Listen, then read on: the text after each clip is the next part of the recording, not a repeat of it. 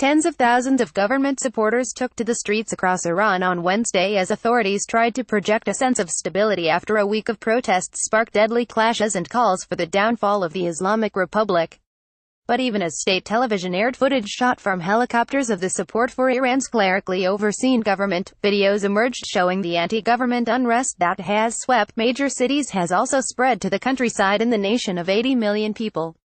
At least 21 people have been killed in the unrest and hundreds more have been arrested by authorities. Demonstrators' videos corresponded with Associated Press reporting from outside of Iran, though individual activists remain unreachable and the protests for now appear leaderless. It was not clear if new protests were held Wednesday or if the videos showed earlier events. The past week's protests have been the largest since the disputed 2009 presidential election, which ended in bloodshed. While many Iranians denounce the violence that has accompanied some demonstrations, they echo the protesters' frustration over the weak economy and official corruption. The government should not punish the guilty and the innocent alike, said Mohammad Hossein Vakali, a 20-year-old computer science student in Tehran who has struggled to find meaningful work and who joined in peaceful protests.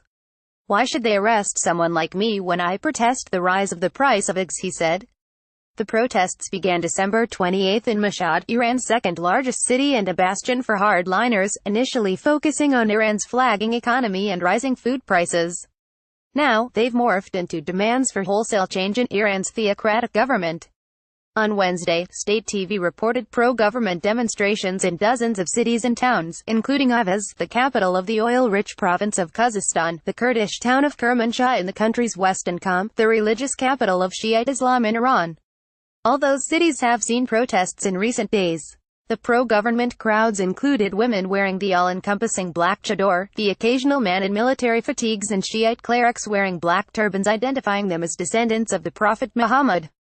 Some claimed online that government employees had been instructed to take part, something Iranian media did not discuss. The English-language press TV broadcast Wednesday's pro-government rallies live, saying they sought to protest the violence that has taken place over the last few nights in cities. State TV said the demonstrations served as an answer to the protests, which it blamed on servants of the U.S. Among the slickly produced signs carried at the pro-government rallies were ones targeting Israel, Saudi Arabia and the U.S. Iran Supreme Leader, Ayatollah Ali Khamenei, has blamed the protests on meddling by enemies of Iran. Some demonstrators also held aloft pictures of President Donald Trump with a bright red X through his face. Trump has tweeted several times in support of the protests, comments that have angered many Iranians given his travel ban barring them from getting U.S. visas, as well as his comments over the nuclear deal. The 2015 agreement, in which Iran curbed its nuclear activities in exchange for the lifting of some sanctions, remains popular in Iran, but one of the central grievances of the protesters is that average Iranians have seen few benefits from it. Trump kept up with the tweets Wednesday, writing, "Such respect for the people of Iran as they try to take back their corrupt government." He added, "You will see great support from the United States at the appropriate time."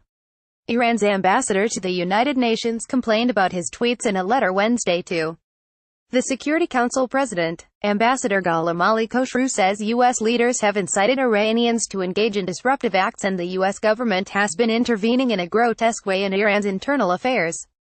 The United Nations High Commissioner for Human Rights, meanwhile, called on Iran to investigate all deaths in the protests and act with great care so as not to further inflame violence and unrest.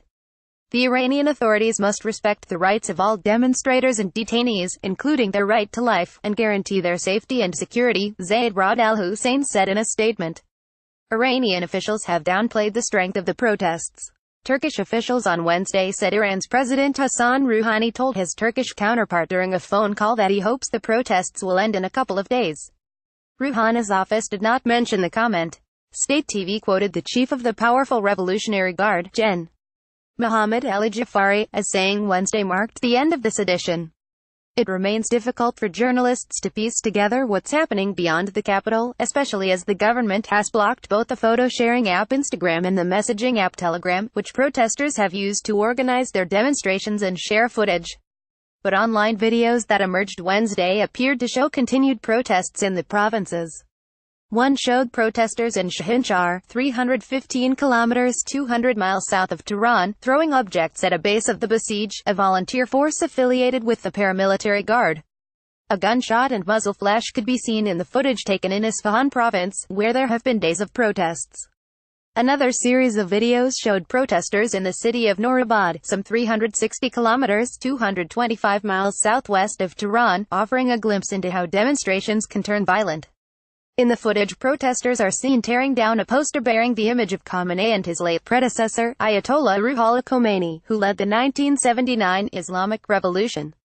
After a cup, demonstrators are seen coming to the aid of another protester, who appears seriously wounded. Activists said the man died, though the AP had no way to verify that. In anger, the protesters set fire to an overturned ambulance, shouting as the flames rose into the night sky.